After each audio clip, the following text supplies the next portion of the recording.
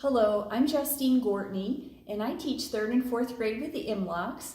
And these are my two kids. This is Ginger. Hi. And this is my son, Graham. Hello. And my husband, Jason, is recording this video.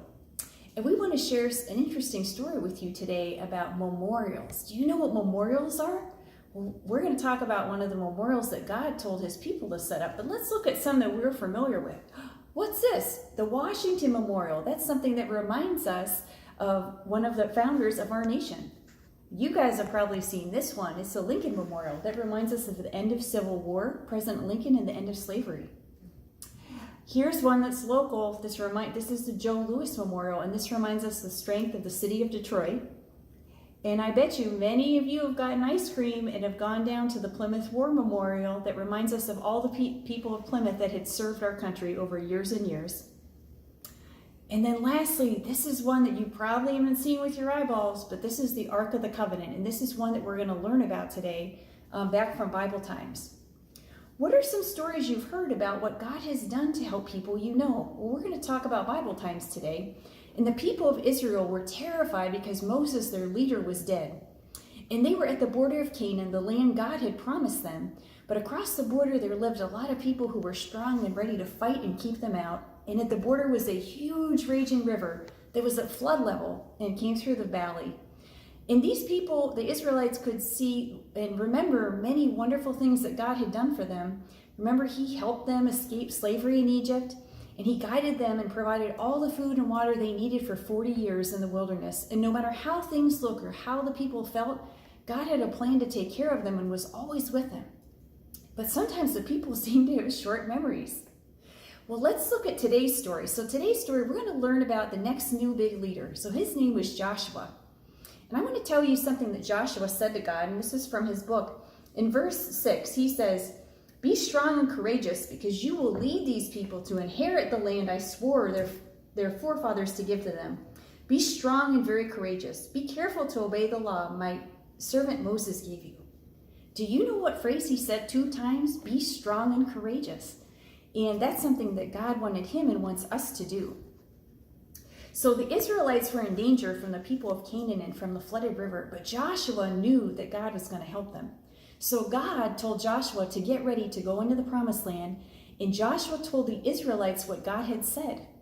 How do you think the Israelites responded? Well, they promised to obey Joshua, and then they told him to be strong and courageous, just as God had told him to. Well, now the Israelites had to get across this giant river, and the leaders the people went through the camp telling people to get ready to follow the priests carrying the Ark of the Covenant. Okay, the Ark of the Covenant, this is a picture of it, was a special wooden chest covered with gold, and inside were several special items, including 2 stone tablets in which the 10 Commandments were written. Remember, the 10 Commandments were given to Moses and also given to us. The Ark was a reminder to the people that God was always with them. And the people knew God expected them to cross the river, but they still did not know how they were going to do it. But they didn't have to wait very long to find out. And soon God spoke to Joshua, and he said, "Today I will show everyone that I am with you just as I was with Moses." Okay? So let's find out next what God told Joshua to do. Ginger's going to tell us this. So what did Joshua say to the priests? Joshua said to the priests, "Take up the Ark of the Covenant and pass on ahead of the people." So they took it up and went ahead of them. So they picked up this giant wooden box, and the priests went ahead, and they went down to the edge of the Jordan. Okay? So, what reason did Joshua give God for doing this miracle? God wanted them to know that he was with them and that he really had the power to give them the land he had promised to them. Okay, what did Joshua say would happen when the priests would step in the water? Well, this is very interesting. As soon as the priests who carry the ark, the Lord of all the earth, set foot in the Jordan, and its waters flowing downstream would be cut off and stand up in a heap. So imagine you're standing in this river, and all of a sudden the water just is like swooshed back and up in a heap, and you can walk across. It was amazing what happened. Okay, so the people packed up everything they had and lined up to march across the river. They lined up behind the Ark of the Covenant. So the priests carrying the Ark of the Covenant walked right up to the flooded river, and they stepped in it, and suddenly the river stopped flowing, and it piled up in a heap several miles upstream, just like Joshua said it would. And the riverbed was dry, and the priests walked into the middle of the riverbed, and they stopped in the middle while thousands of people walked past them in a dry riverbed. When everyone was safely across the river, Joshua and 12 men, one each from each tribe of Israel, went back to where the priest stood at the ark. And God had one more thing to do. Ginger, you want to grab our box? Okay. So the 12 men each took a large stone from the dry riverbed. Okay, imagine, now they had stones. Their stones were a whole lot bigger, but we got a couple little stones here. So they took about 12 stones and they made sort of like a little memorial there. Okay. And Joshua and the others stood at the riverbank, and Joshua called to the priests and he said, "Come ashore." And as soon as the priests stepped out of the riverbed, the water came rushing back in a raging flood.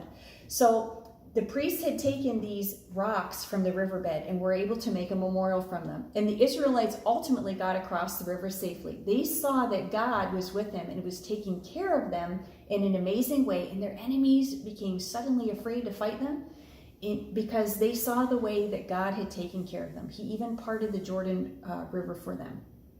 So why do you think God wanted the 12 men to get stones from the bottom of the river?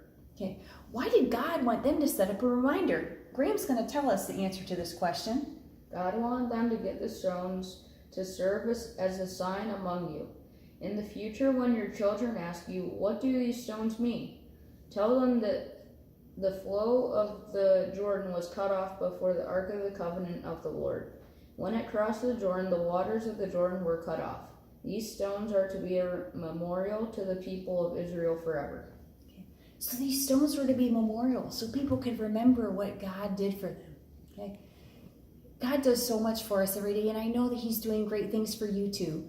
And one of the these rocks are a symbol of His faithfulness, but one of the ultimate symbols is the cross. Okay, I want you guys to remember Romans chapter 8, verse 37. It says, "Who shall separate us from the love of Christ? Shall trouble or hardship or persecution or famine or nakedness or danger of sword? No. In all things we are conquerors through Him who loved us." So nothing can separate us from God. And the Jordan River was nothing compared to the power that God had.